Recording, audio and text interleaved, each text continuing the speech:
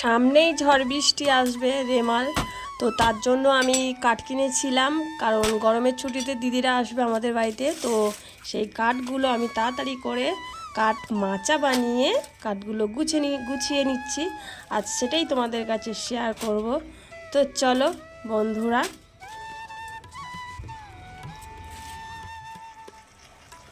নমস্কার বন্ধুরা, দক্ষিণ 24 পরগনা জেলার ছোট্ট একটি গ্রাম থেকে মা মান্টু ভিলেজ ব্লগ চ্যানেলে আরও একটা নতুন ভিডিওতে সবাইকে অনেক স্বাগত, অনেক ভালোবাসা। তো কেমন আছো সবাই? আশা করি সবাই ভালো আছো, সুস্থ আছো, আর তোমাদের আশীর্বাদে আমরা এখন ভালো আছি। তো আজকে রবিবার, এখন বাজে সকাল ওই 11টা। এখন থেকে তোমাদেরকে সাথে নিয়ে ভিডিওটা শুরু করছি। আশা করি ভিডিওটা তোমাদের ভালো লাগবে। তো এখানে দেখতেই পাচ্ছ আমার রান্না হয়ে গেছে, মাংসর তরকারি আর মাছের ঝাল আর ভাত। আর মান্টুটা খুব দুষ্টু করছে, তো তাড়াতাড়ি আমি রান্নাবান্নাটা সেরে নিয়েছি এই কারণে যে আজকের আমি আমার একটা জায়ের থেকে কাঠ কিনেছি। যেহেতু মান্টু ছোট, তো তার জন্য আমি আমাদের বাগানে গিয়ে গাছে উঠে কাঠটা ভাঙতে পারছি না। তো তার জন্য আমার একটু কাঠ কিনে নিতেই হচ্ছে, কারণ সবসময় তো গ্যাসে রান্না করা হয় না, তো তার জন্য। আর তারপর দেখো রান্নাও সকাল সকাল হয়ে গেছে, আর সকাল সকাল খাওয়া দাওয়াও শুরু করেছি। আর আমাদের দেশে এমন পোড়া কারেন্ট যে খাওয়ার সময় কারেন্টটা ঠিক চলে গেছে। কারণ চলে গেছে এই কারণে একটু ঝড় বৃষ্টি উঠেছিল, তো তার জন্যই কারেন্টটা চলে গেছে। আর তারপর এই দেখো চলে এসেছি। তো বাবার বাড়ি থেকে বাবা কিনে পাঠিয়েছে এই লিচু, কারণ আমার দিদিরা আসবে গরমের ছুটি কাটাতে। তো তার জন্য বাবা 2 বান্ডিল লিচু পাঠিয়ে দিয়েছে, 1 বান্ডিল আমাদের জন্য আর 1 বান্ডিল দিদিরা আসবে, ওরাই খাবে। আর এই যে কলা পাকা দেখতে পাচ্ছ, এই 1 ছড়া কলা পাকাও পাঠিয়েছে। তো লিচুগুলো না খুব মিষ্টি খেতে, কি সুন্দর দেখতে পাচ্ছ, লাল লাল টোপ টোপ লিচু। তো বাবা এগুলো কিনে পাঠালো আমাদের জন্য। তো মেয়েদের বিয়ের পর শ্বশুরবাড়িতে বাপের বাড়ি থেকে যদি কিছু আসে, কি ভালো লাগে না? সেটা কম দামি জিনিস হলেও মেয়েদের কাছে যেন সেটাই সবচেয়ে বেশি দামি। তো আমি তো সেটাই মনে করি। তো তোমরা কে কী মনে করো আমাকে কমেন্টে জানিও। আর তারপর দেখো আমি যে কাঠগুলো কিনেছিলাম, তো কাঠগুলো কিনেই না আমি একটু রোদে দিয়েছিলাম যাতে আরও একটু শুকনো হয়ে যায়। আর এমন অকাল আকাশ ঝরঝর করে লেগে পড়েছে, যেই কাঠগুলো রোদে দিয়েছি তো তাড়াতাড়ি আমি কাঠগুলো গুছিয়ে গোছাতে আর সময় পাইনি, তাড়াতাড়ি করে আমি ছাদের মধ্যে তুলে নিয়েছিলাম। আর বিকালবেলা কাঠগুলো আমি কেটে ছোট ছোট বান্ডিল করে নেব। আর জানো তো বন্ধুরা, এই কাঠগুলো না আমি একদিনে গুছিয়ে উঠতে পারিনি, কারণ 2 দিন ধরেই আমার গোছাতে হয়েছে। আর আমার এই ভিডিওটা আজকেকার নয়, এই ভিডিওটা 1 সপ্তাহ আগেকার। আর আমার বাড়ির পরিস্থিতি খারাপ ছিল বলেই আমি ভিডিওটা আপলোড দিতে পারিনি। তো 1 সপ্তাহ পরেই আমি আপলোড দিচ্ছি। আর আমার বাড়ির পরিস্থিতি কি খারাপ ছিল আমি পরের দিনের ভিডিওতে তোমাদেরকে বলবো।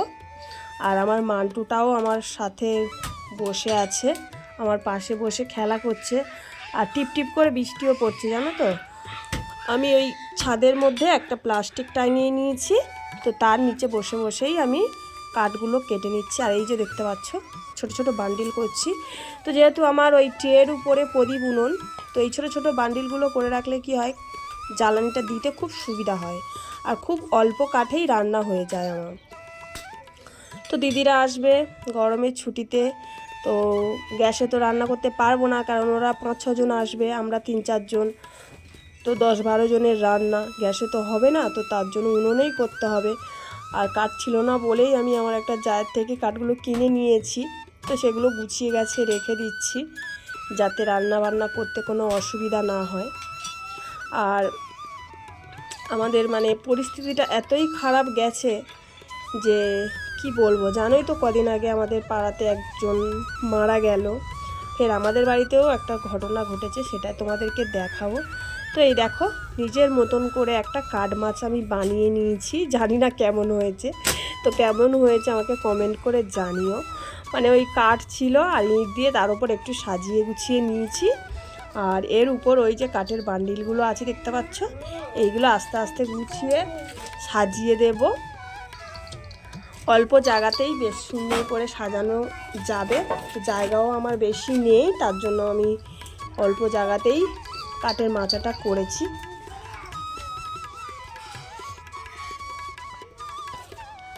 তো একদিক থেকে জানো তো আমি কাঠগুলো কেটে কেটে ছোট ছোট বান্ডিল করছি, আর একদিক আবার গুছিয়েও নিচ্ছি, কারণ ছোট জায়গা রাখতেও অসুবিধা হচ্ছে।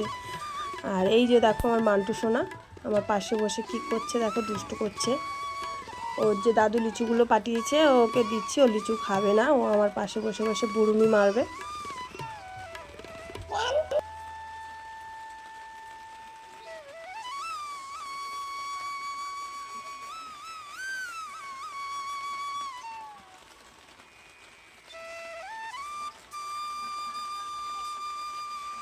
মান্টুর পাপা বাড়িতে আছে, মান্টু একটু পরেই মানে পার্কে ঘুরতে যাবে বলে কাঁদছিল, তো দেখো হঠাৎ বৃষ্টি চলে এলো, তো তার জন্য মান্টু আর পার্কে যেতেই পারলো না, সেই জন্য আমার পাশে বসে বসেই খেলছে।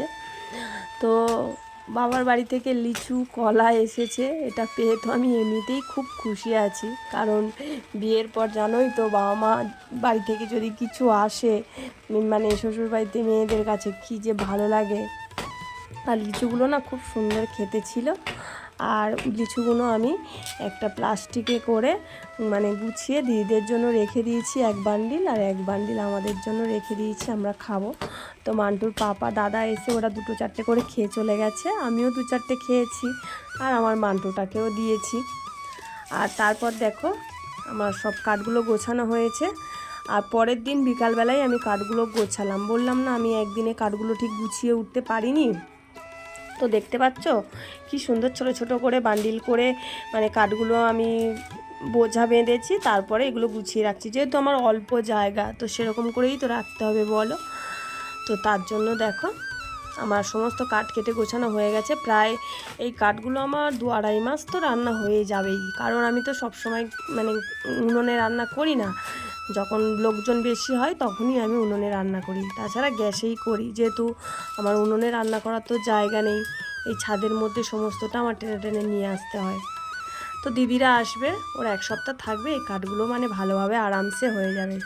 তো আমার ছোট্ট কাঠমাচা সাজিয়ে কাঠগুলো গোছালাম, কেমন লাগলো আমাকে অবশ্যই কিন্তু কমেন্ট করে জানাবে, আর যদি ভালো লেগে থাকে তাহলে একটা লাইক করবে, শেয়ার করবে, আর আমার চ্যানেলে যারা নতুন বন্ধু আছে আমার চ্যানেলটিকে সাবস্ক্রাইব করে আমার পাশে থাকবে। আর এই যে দেখো নোংরাগুলো বেরিয়েছে, এগুলো আমি ঝাড় দিয়ে এক জায়গায় করে রেখে দিয়েছি, এগুলো আমি ফেলে দেব। তো চলো সবাইকে টাটা, আরও একটা নতুন ভিডিও নিয়ে চলে আসবো কালকে তোমাদের কাছে।